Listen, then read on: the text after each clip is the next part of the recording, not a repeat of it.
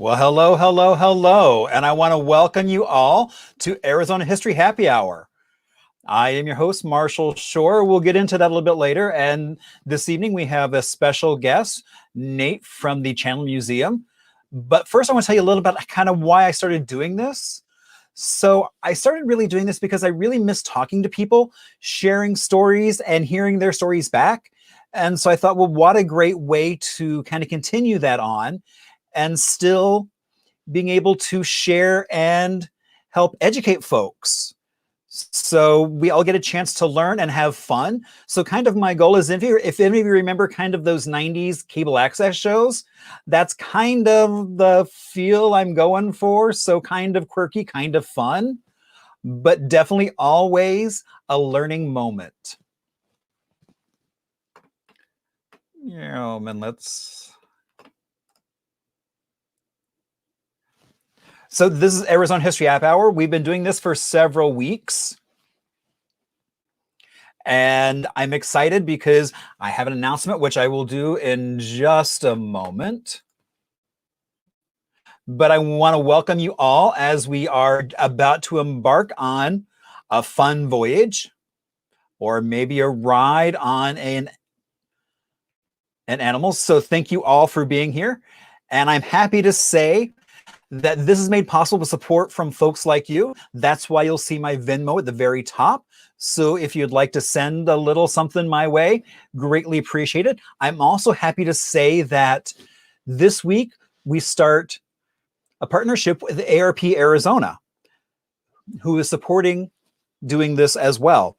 So the coronavirus continues to affect us all. We may be apart, but we are not alone. AARP is here in Phoenix, providing information that can help you and your family. If you'd like to learn more about them, you can go to aarp.org/Phoenix for some of those resources. So my name is Marshall Shore. I am also known as the Hip Historian. Now you might wonder, how does one get a name like the Hip Historian? Well, you know, about 20 years ago, I was working in a library in Brooklyn. And you know what? It was winter, it was cold, and I was ready for a change. So loaded up everything we owned into a big orange cube, a U-Haul, and decided it was time to move to someplace sunny. Now, I've been here 20 years. How long have you been here? Some of you I know have been here longer than me. Some of you have been here shorter than I've been. It's always kind of fun just to see who all is out there. Now, as soon as we moved here, we pretty much moved into a little 1956 ranch. Now, when we bought it, it was beige on beige on beige. I'm happy to say now it is a lovely, simplified two-tone seafoam and cantaloupe. That's what my kitchen looks like today, and pretty much the reason we bought the house. It's pretty much a time capsule. I mean, you've got all that buttercream yellow tile with the push buttons on the stove inset in the wall, as well as if you look at the oven, there's something missing. Why, indeed, it is a door. In that door, there is no window. Oh, and Kimmy, we've been here together for 20 years. All right. So, you know, with no window, if you want to check on something in the oven, you've got to oh so carefully open it. But if you let it slam, say you're baking a cake, you know what happens? Your cake falls. And nobody likes a flat cake. I actually learned that the first cake I made, that my mom indeed was telling the truth, that your cake would fall. Now, as soon as I got here, all I kept hearing about how there was no history. But I knew that wasn't true because every time I went somewhere, I came face to face with so many amazing stories. And then there's that post-war boom that I think in a lot of ways helped make the Arizona that we know and love today. All those GIs that either were stationed here, trained here, or passed on their way to somewhere else, and they were moving here in huge numbers, and in some cases looking for a house just like mine. And then we have this man, Dr. Carrier, who we've actually been very comfortable with lately because of him being the inventor of air conditioning. Also, the Phoenix New Times has named me best historian several years running, as well as Phoenix Magazine named me the best spectacled Phoenix celebrity because I do indeed like my eyewear. So you might be wondering, what is Marshall wearing? Because I have my own idea of what I think looks good. And with me, everything pretty much has a story. Now, you might remember every February 14th, we have a celebration for Arizona for Statehood Day. But back in 2012, we had one heck of a celebration across the state. Well, someone gave me 15 minutes, February 14th of 2012, on the state capitol main stage. They gave me 15 minutes to talk about anything I wanted to. And I chose to talk about an event that was originally started by Charlotte Hull back in 1926. Was called Mask of the Yellow Moon. It ran from 26 to 55. It was first held at the Elzeriba Shriners Temple, which is down on 15th Avenue and Washington, just down the street from the Capitol. It then became the Mining and Mill Museum. Now, they got kicked out, but I'm really happy to say that in a few years, they'll be moving back in once the building is brought back up to code. It was held at Montgomery Stadium, which was Arizona's first stadium and home to the Mask of the Yellow Moon, but it was also home to our very first bowl game. It was called the Salad Bowl. And I sure wish somebody would bring that back, because that's something I could really sink my teeth into. Now, what would you expect from the Salad Bowl? Why, none other than the queen of the Salad Bowl riding in her very own salad bowl with her own spoon and fork to serve with.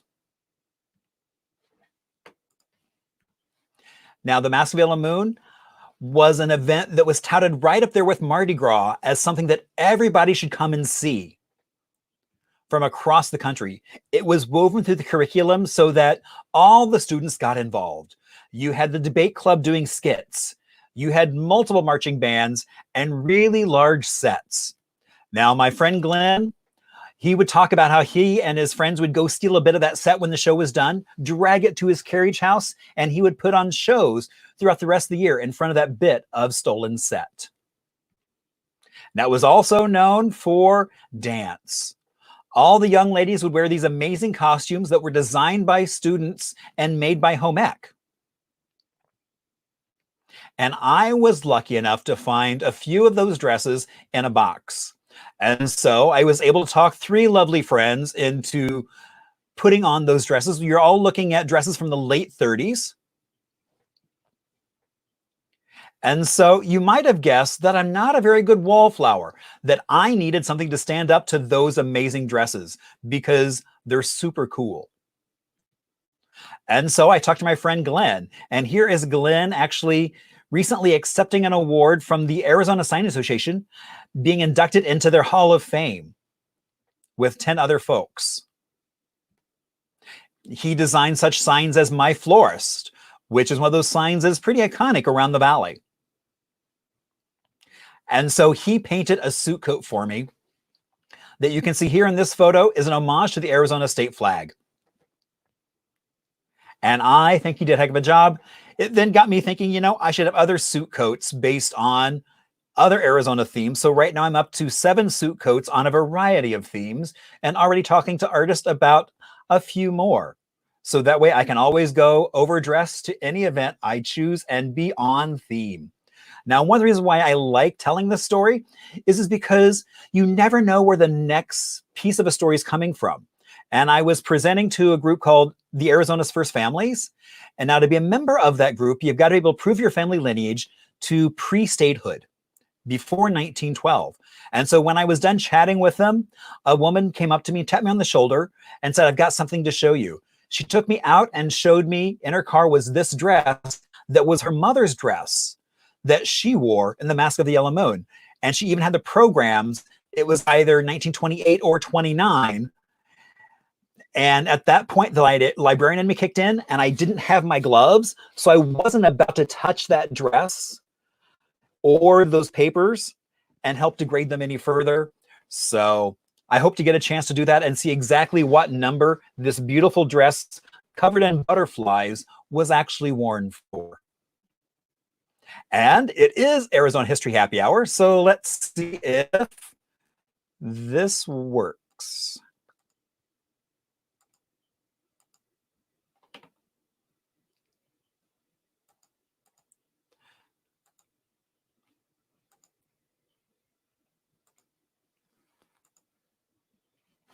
All right.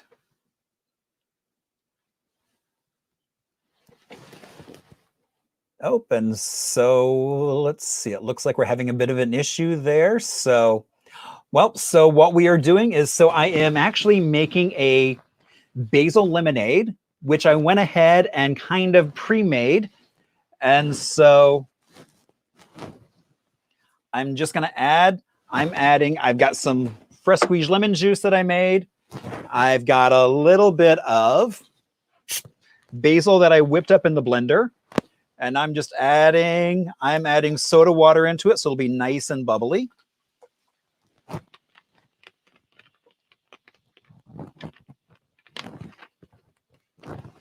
And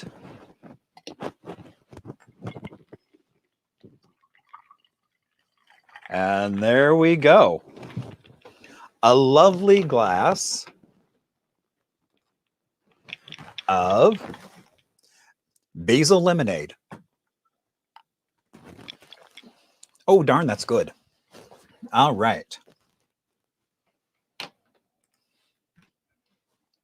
So, through the miracle of modern technology, I am happy to say that we will be having a guest.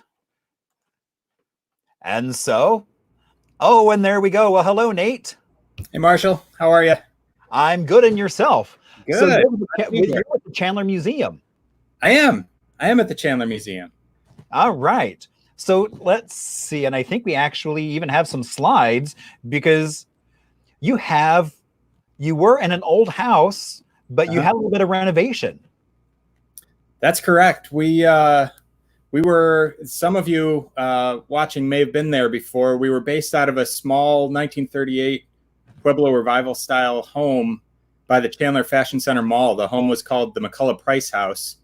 And it's a beautiful house, beautiful facility. But we were looking for something a little bigger, something we could do a little bit more with. And the voters of Chandler agreed that was a great idea and passed a couple of bond initiatives to get us some money to build a beautiful building, which opened up in December of 2018. So about a year and a half ago.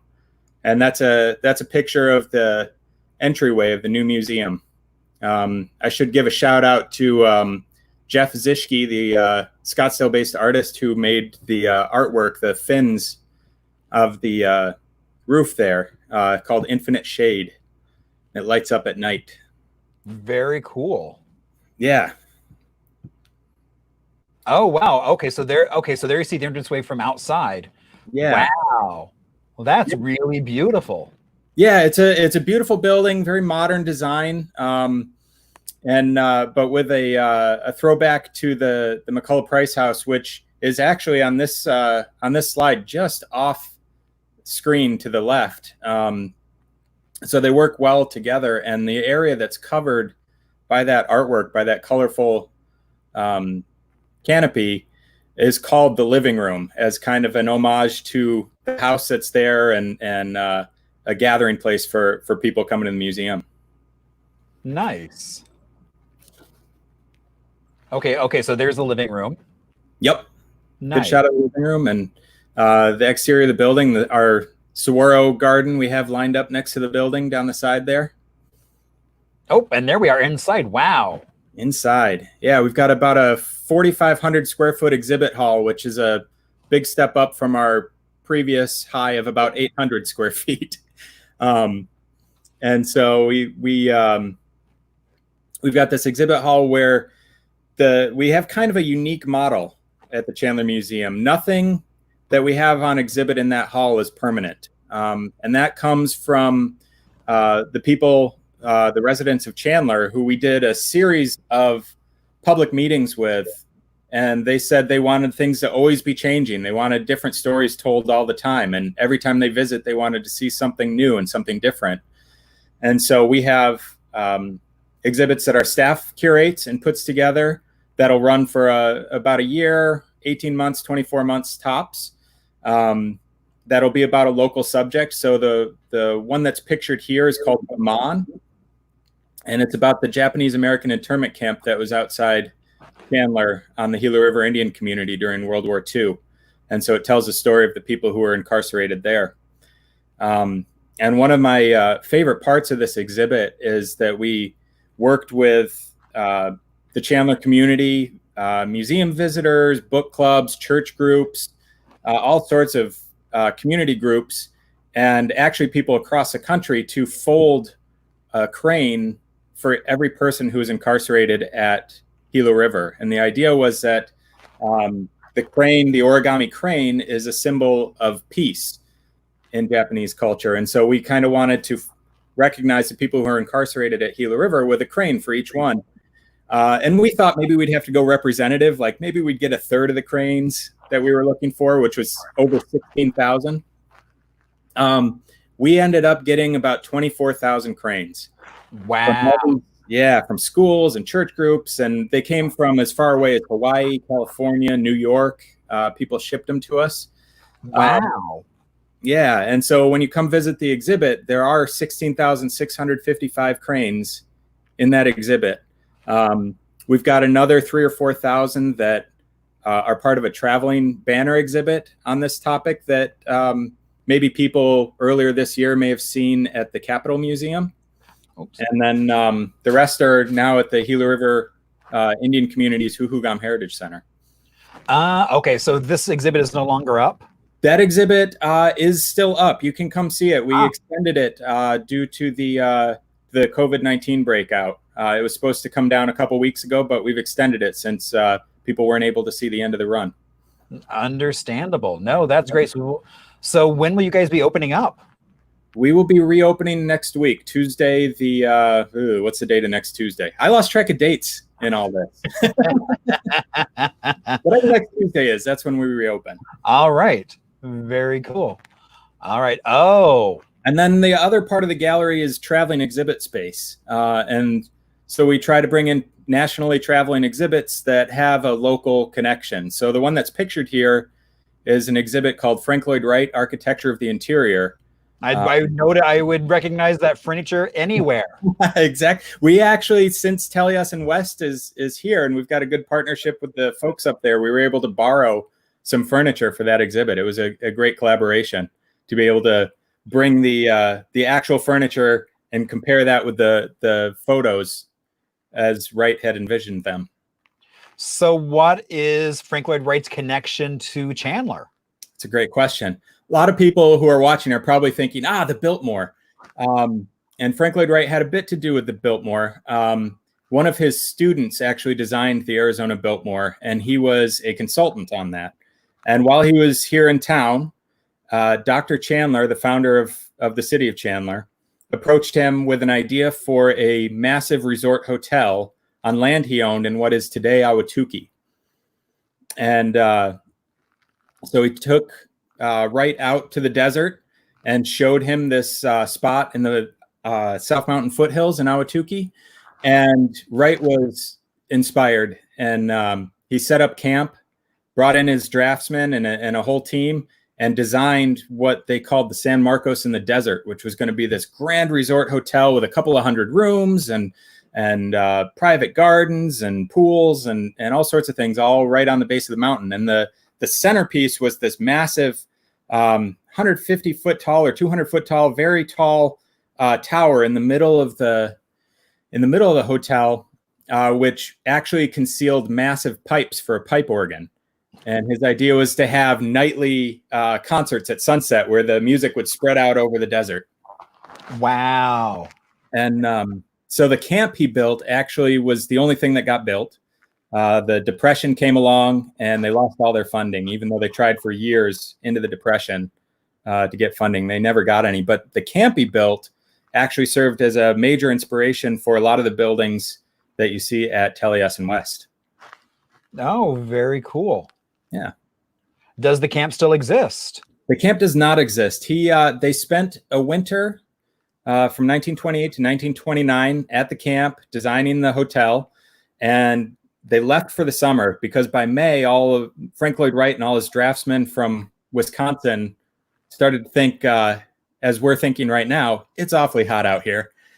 And in a camp that's made out of wood and canvas, you did not have the luxury of air conditioning. And so they hightailed it out of town. And by July, the camp had burned down. Ah, Yeah, it was never rebuilt, since they never had cause to come back because they couldn't get funding for the hotel.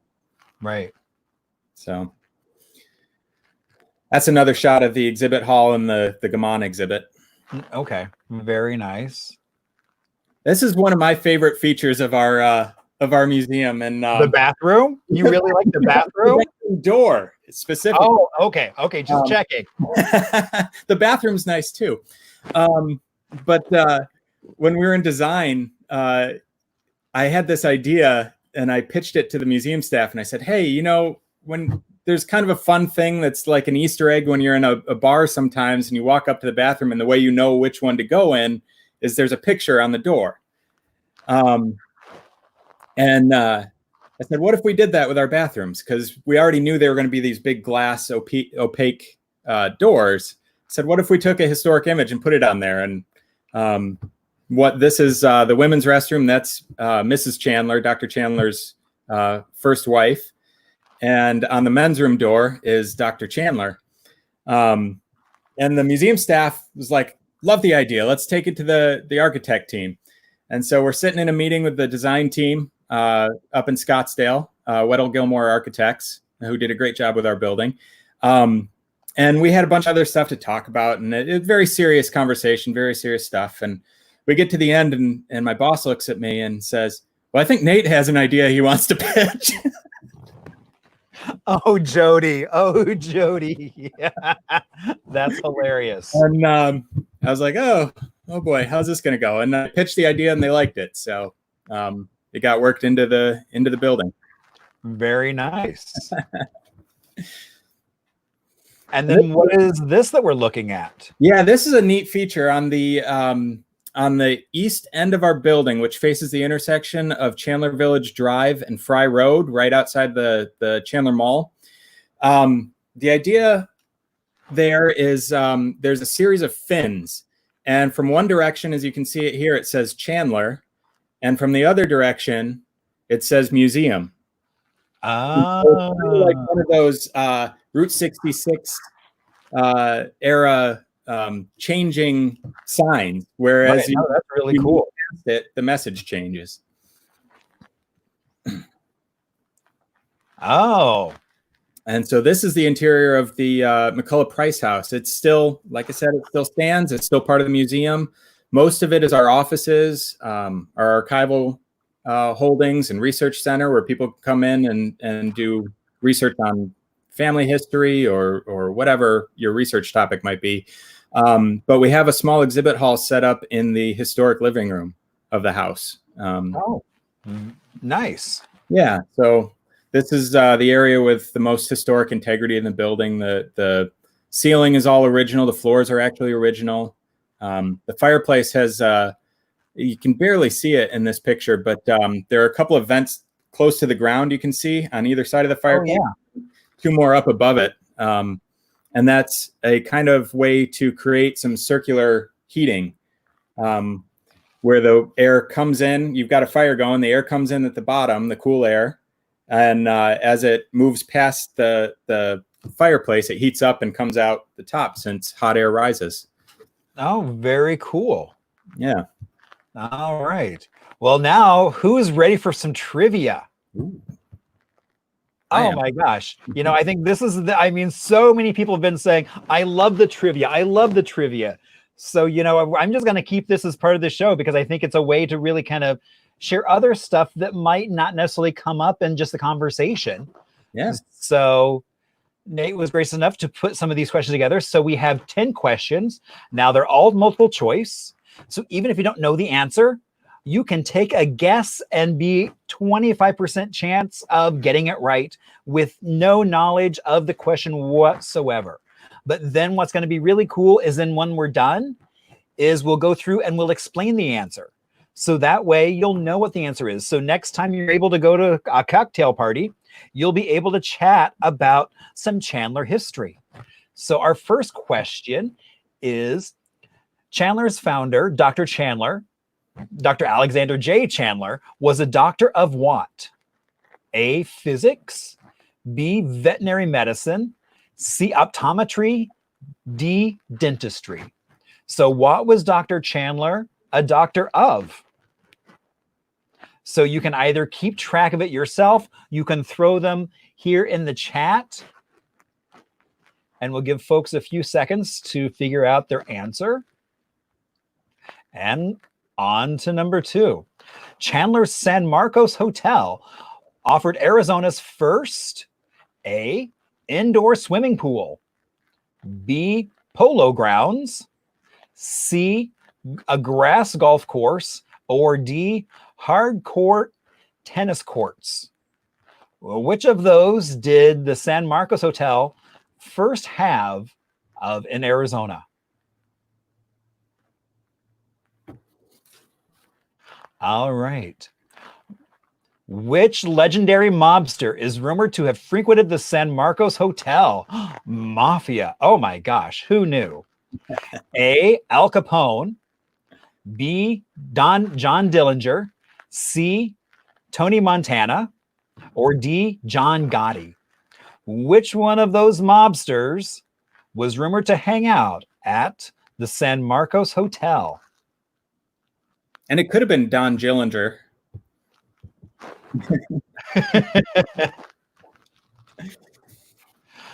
All right. Which gangster was involved in a shootout in downtown Chandler back in 1929? Was it A, Machine Gun Kelly, B, Bonnie and Clyde, C, Babyface Nelson, or D, Animal Girl Schroeder? Oh, and of course, Jody's like, I know. Yes, Jody, we know you know. If you didn't. So one of those gangsters was involved in a shootout right in downtown Chandler. Who was it? All right. Chandler is famous for which festival? A Magpie Festival. B, the Ostrich Festival. C, Festival of the Roadrunners, or D, Desert Tortoise Festival?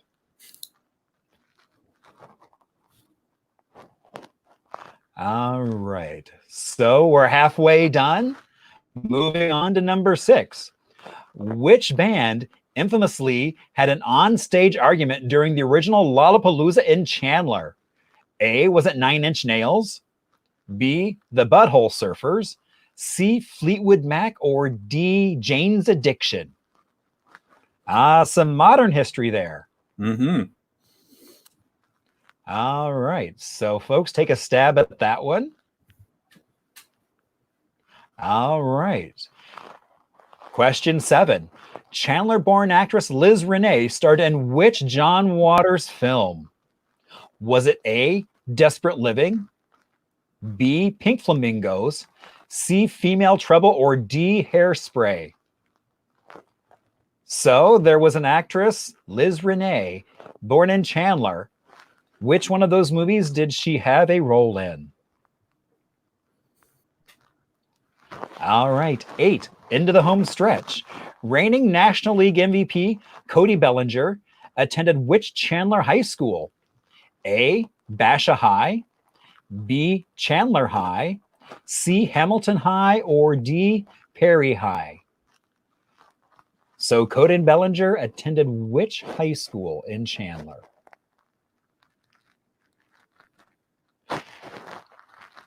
And then next to the last question, the building which houses Santan Brewery's original location in Chandler used to be a, was it A, a pool hall, B, a post office, C, a J.C. Penney's store, or D, bank? Which one of those was in that original location in Chandler became Santan Brewery, which is a pretty nice place. All right, and our last question, a presidential one. All right, which U.S. president has never visited Chandler? Was it A, John F. Kennedy, B, Dwight D. Eisenhower, C, Barack Obama, or D, Herbert Hoover? Which one of those presidents never visited Chandler?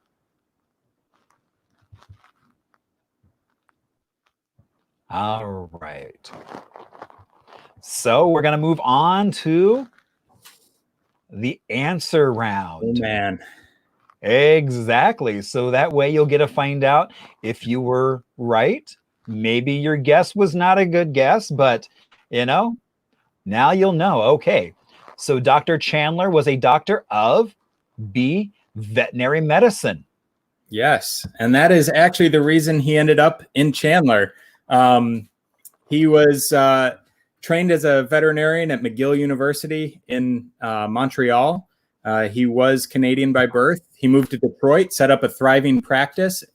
And when the territory of Arizona was looking for a territorial veterinary surgeon to take care of the fledgling livestock industry here, they went to Washington, and Dr. Chandler was recommended. And so they went to Detroit, offered him $3,000 a year to come out here and be the territorial veterinary surgeon.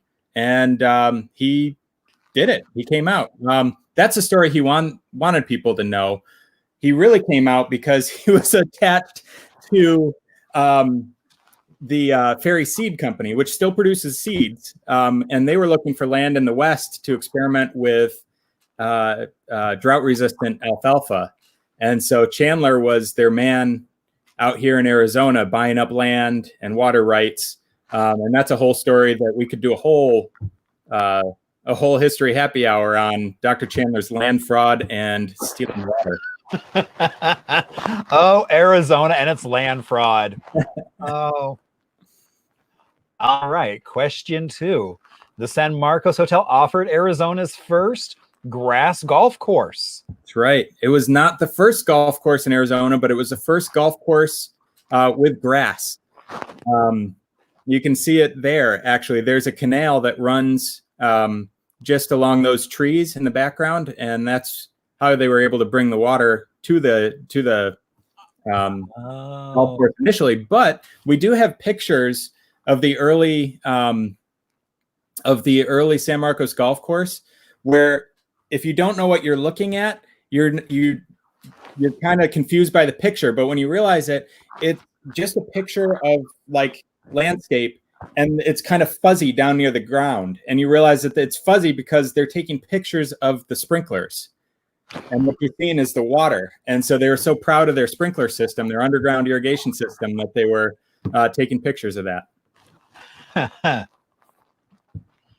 All right. Which legendary mobster was rumored to hang out at the San Marcos? Why, of course, it was Al Capone. Yeah, that's the rumor. I hate to be the bearer of bad news, but Al Capone never visited the San Marcos. But the rumor started because if you look at that picture next to Al Capone, you can see a little, what almost looks like a watchtower on top of the San Marcos. And so the rumor was that he had that watchtower built on top, that there were tunnels underneath the hotel that led into neighborhoods where he could escape if he needed to, and that he lived on a house on the grounds of the hotel. The truth is that observation tower was an observation tower for guests. That was a big selling point because we're talking about the 19-teens, 20s, 30s. The air was very clean. Automobiles hadn't messed up our view. And so you had a great view of the Santan Mountains, the Superstitions. You could see Camelback, South Mountain. So that was a big selling point, was having this observation deck on the roof. There are tunnels under the hotel.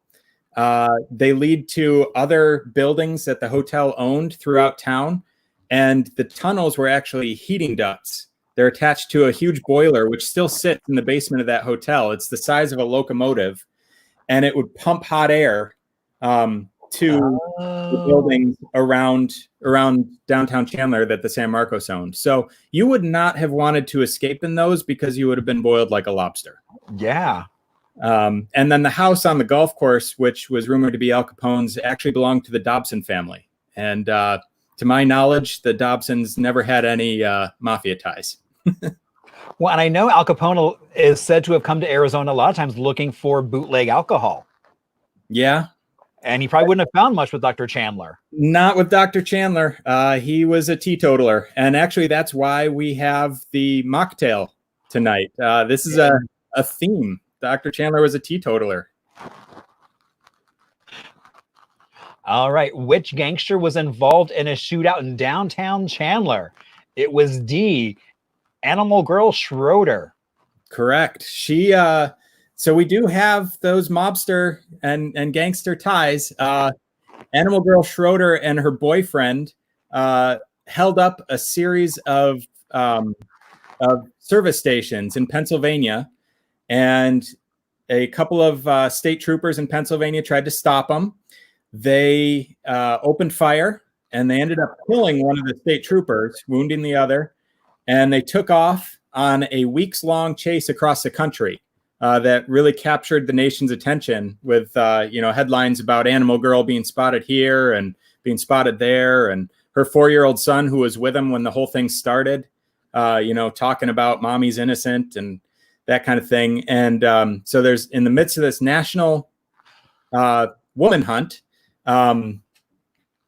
they stopped to get gas in Florence, Arizona, and a Pinal County sheriff recognized them and approached them, and they actually ended up kidnapping him and throwing him in the back of their car and taking off north.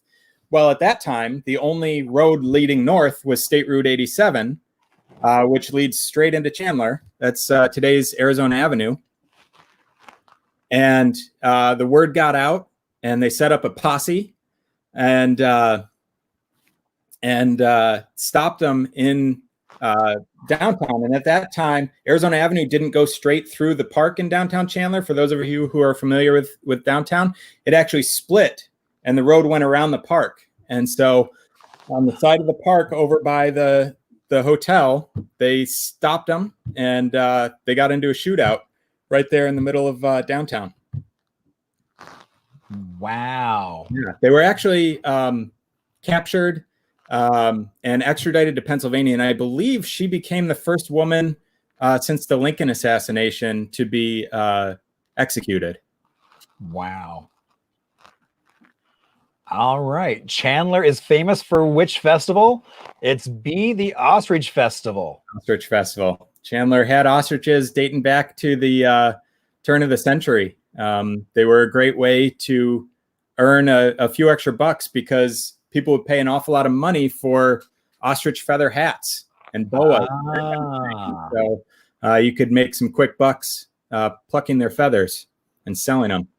And what is that other picture? Is it a chariot being pulled by an ostrich? Yeah, the bottom picture there is a picture from one of the early ostrich festivals where they raced ostriches.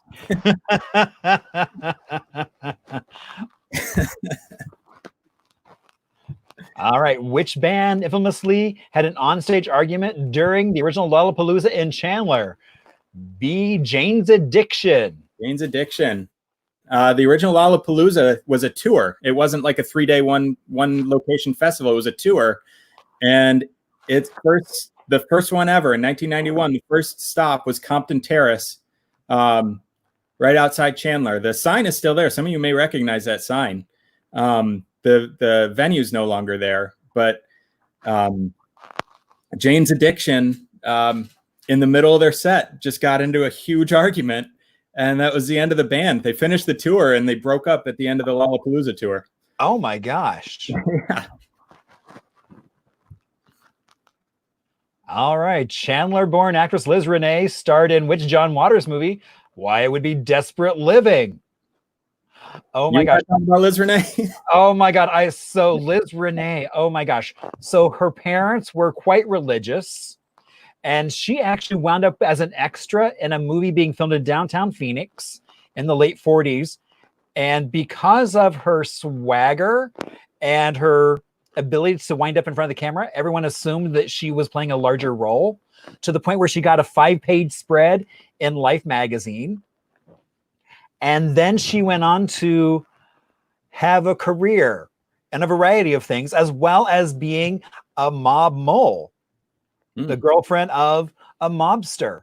She actually went to jail because she wouldn't rat him out. And then she almost wound up in jail again, but a lawyer who actually was born in Chandler as well, who had moved to Hollywood and became this Hollywood lawyer. Basically, she was caught streaking down the street and he got her off as a non-guilty plea. And as a thank you note to all the jurors, they were given a nude signed photo of Liz Renee running down the street naked. Oh, and it's so funny because all of this came out was a niece of that lawyer was actually on the rooftop when we were playing bingo one night. And we were just started chatting about Liz Renee, and she came in and said, oh, that was my uncle. So she added that whole other side of the story. So you never know who's going to know who or who's related to who. But love Liz Renee's story. She's written books, has an album, which I've yet to find. I keep looking for it. But hopefully someday we can listen to the voice of Liz Renee reading poetry. That could be a whole history happy hour unto itself. I know. I have a feeling good cocktail would be needed for that. So, all right. So reigning National League MVP, Cody Bellinger, attended Hamilton High. Hamilton High School, Chandler boy, Cody Bellinger. So we inducted him into the Chandler Sports Hall of Fame a couple years ago, and then he won the National League MVP. So I want to say he got the Chandler Sports Hall of Fame bump. Indeed. All right. Which building houses Santan Brewery, and what did it used to be? It was a bank. Yeah, it was the Bank of Chandler. Dr. Chandler started that bank, and he also ran his Chandler Improvement Company out of there. You can see, looking at the picture of the exterior, you can see its similarities to the brewery today. And then when you see the picture of the interior, it's like, holy cow, the bar is right where the desk was. And the windows, instead of being glass, they open up now. But I would say the building looks very much just like it did then, which is really nice. And the building today still has the bank vault door in it too. Right behind. Oh, I didn't realize that. Yep. Right by the bathrooms. Wow. All right. And our last question, which U.S. president has never visited Chandler? It was B, Dwight D. Eisenhower. Yes, that is so Jody asked in the original, back in the Santan Brewery, is that the original building? Yes, that's the original building. There's some question to that, but at one point in time, but no, that's the original building. It's been renovated a few times. And so, all right. So Dwight D. Eisenhower never came. So can you believe it? What the heck, Ike? Yeah. Chandler didn't like Ike. I guess not. Chandler did like Ike, though. They voted for him. But yeah, a lot of people will probably remember when Barack Obama came after his State of the Union and went to the Intel plant. And then Hoover there, standing with his bowler hat in his hand. After he was president, he came and stayed at the San Marcos Hotel. And actually, there was a coup afoot in the Republican Party at the time, and there were plenty of rumors all over the country that that Hoover and a few other high-power Republicans were trying to overthrow the Republican Party and start a new party, new platform to try to defeat FDR. They denied it, but that's Hoover on the grounds of the San Marcos right there. And then at the bottom, JFK, a very young JFK, can be seen off towards the right. He's a young man in the white shirt with his hands behind his back. He dated Dr. Chandler's niece when he was during his time at Stanford. She was a student at Stanford. And they dated. And in fact, several of their letters are still in the collection of the JFK Presidential Library. You could go and read them. And she talks about how he loaned her a car, and she let a bunch of kids, like from a home or something that she was taken out and took to get ice cream. She let them sit in the car with ice cream, which he was not super excited about. And she talks about having to return some of the jewelry he got her because the other girls in her sorority wouldn't understand. She talked about how he was a bit of a celebrity because of his dad, and he was starting to get a name for himself. And so people would stop them and take photos of them. And this is a picture of them in the Salt River Canyon on their way up to the Roosevelt Dam. And you can see that's Flip Price over on the right. And she's clearly not in the photos being taken by the other people who are clearly taking photos of JFK standing there in the desert. Wow. So who knew about all those mafia connections out in Chandler? Yeah, no kidding, right? We could do a whole trivia on just the mafia connections at Chandler. Wow. So Nate, so what exhibits are up at the museum right now that people can come and see on Tuesday? Starting Tuesday, we've got an exhibit about the San Marcos Hotel. We've got Gammon is still open. And we've got a really cool exhibit from the Smithsonian that's called Patios, Pools, and the Invention of the American Backyard. And it's 50s, 60s. It's the growth of the backyard as we know it today, as a place for recreation, as a place for cooking and eating and socializing, and kind of how that developed in the post-war world. Really fun exhibit. No, it sounds like something I should maybe bring a lovely Jello salad. I wish you would. Oh, be careful what you wish for. I might just show up with one. That would be great. We're just sitting there and Marshall shows up with a Jello salad. I'm going to hold you to that now. Uh-oh. Well, Nate, thank you so much for joining us. Absolutely. Happy hour. Yeah, I enjoyed it. So, and any parting words? Just thanks for having me. It's fun. I tune in every week, and it's been a real pleasure to join you tonight. Very good. Well, thank you so much, and have a great rest of your evening. All right, you too, Marshall.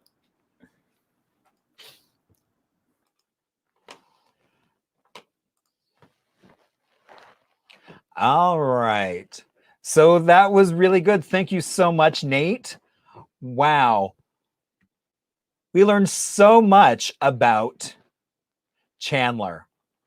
Now on to something else. So one thing I always do is Arizona music, because we have such a vast history of music. And so for tonight, I wanted to give a shout out to one of my favorite gals on the music scene here. And it would be this woman. That shocking red hair, why, it could only be Rusty Warren.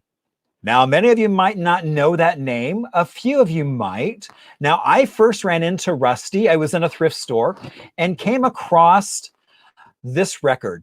Rusty Warren, Songs for Sinners, recorded live at the Pomp Room in Phoenix, Arizona, in a thrift store. And I bought it and ran out the door because I'd never heard of Rusty Warren or the Pomp Room. So I immediately ran to Google, looked her up, and discovered that she has 15 albums to her credit. Several of those albums had gone gold. And up in the corner, there was a button that said, contact me. So I did. So I was able to email back and forth with Rusty. She was living in Hawaii at that point. And then she moved to the mainland. And so we would have lunch every once in a while. And, recently she just had a birthday. She is 90 years old. And, she is still very much abroad in the best sense of the term. But with Rusty, she came here from the East Coast. Her goal, she was a classically trained pianist, and her goal was to become a piano teacher. But she got a job playing piano in a bar, and it paid more than teaching. So she started adding her own kind of quips and songs into it. And before long, she had a booming career.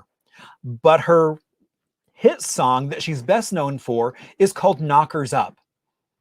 Her humor was very pro-female. And so she took that song across the country. Now, I was lucky enough to get a help out with her archives. They were looking for the original sheet music for Knockers Up because the Library of Congress was admitting her as the birth mother of the sexual revolution. And so I always kind of joke about how we really should have a bust of Rusty Warren right here in Phoenix. Now, you know, that song was so popular that she moved from being a renter in downtown Phoenix. She was able to move out to Paradise Valley, where she had a house built that has a plaque on it, this house that Knockers built.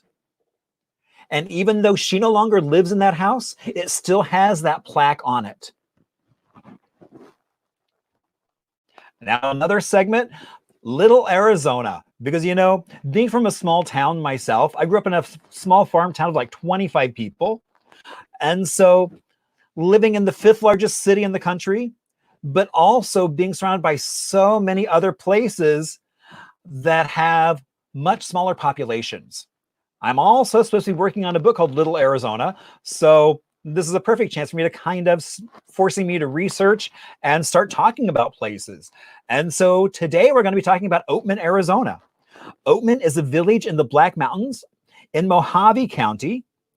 It's located at the elevation of about 2,700 feet above sea level. It began as a small mining town when 2 prospectors struck gold. And at its height, it had about 3,500 folks living there. And now it is down to about 130 people actually living there. Now, it was also part of Route 66, that original alignment. And one of the things I think is interesting is this is what it looked like back in the 20s as that was getting developed. And so they made sure that Route 66 ran right through Oatman because they were a booming mining town at that point. Now, to get to them, you had to go through some very treacherous paths. So here is Sightgraves Pass, which is where the road starts to narrow and is full of all these hairpin turns. Now there's talk, and so, this is actually a photo by Ansel Adams, and you kind of can see how there's this big kind of upward hill. And so it was talked about how some folks had to actually go backwards up that hill because dropping into a lower gear made it easier. I can't imagine backing up through some of those hairpin turns, but you could also rent a team of horses to pull your car up. Or you could even hire a tow truck to tow you up. And some folks would even just hire a local to drive their car up to the summit. Now, the town of Oatman is named for the Oatman family. There was a massacre, and Olive Oatman was one of the Oatman children, and she was abducted by Native Americans and then eventually found and brought back. Now, in the early 20s, there was a fire, which happened in a lot of old mining towns that were just made out of wood. And one of the few buildings that survived was the Oatman Hotel, built in 1902. And it remains the oldest 2-story adobe structure in Mojave County. And it is also a historical landmark for the county and the site where Clark Gable and Carol Lombard are said to have had their honeymoon after getting married in Kingman, Arizona. Now, it's also known for quirky little tourist shops now, as well as wild burros that will come up and eat right out of your hands. So I don't really necessarily know how wild they are. I've heard rumors that you could even adopt a wild burro and possibly even take it home with you. I don't know if I'd want to take one of those home with me or not, but they're sure cute to look at. And so we're having problems with the Hist-O-Cam tonight, but what I did want to talk a little bit about was one of the things that, let's see, and actually for this, since I'm going to use, there we go. So mid-century marvels. So a few months ago, we were supposed to have Modern Phoenix home tours, and that didn't happen. But this is an amazing book because it has a lot of buildings that still stand right here in Phoenix. And kind of go along with Nate's. Oh, that doesn't like the green screen very well. But you can see the Westward Ho as well as Securities Building.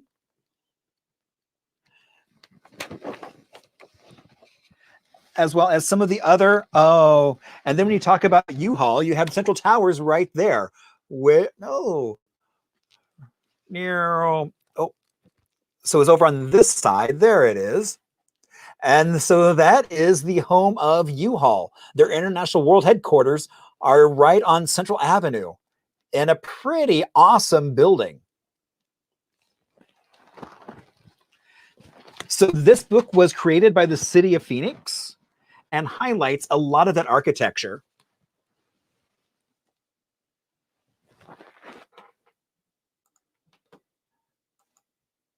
All right. So do you have any questions? Do you have any suggestions or images or comments that you would like? I mean, last week I had someone who actually emailed me a question, and so we were able to pose that out to the audience to see if anyone knew more of the story. So if you have anything you would like to know more about, let me know, and we will start a search and see what all we can find. So I also work with the Arizona LGBT plus History Project. That is a collaboration between ASU and Phoenix Pride as we document and archive and preserve that LGBT history for Arizona. A lot of times people think that that history is in New York, LA, San Francisco, but we have a lot of history. The name of the book is Mid-Century Marvels. And you can actually order that from Historic Preservation in Department in the city of Phoenix through Michelle Dodd's office. I'm also part of the Arizona Vintage Sign Coalition. And so we do a lot of work with preserving neon signs. And, you know, Arizona has become a hotbed of neon preservation. Why, if you're on your way to Tucson, you might want to stop off in Casa Grande and visit their neon park, which is opened up officially last year. They have 10 signs, and they're actually getting ready to add some more signs that are refurbished and lit.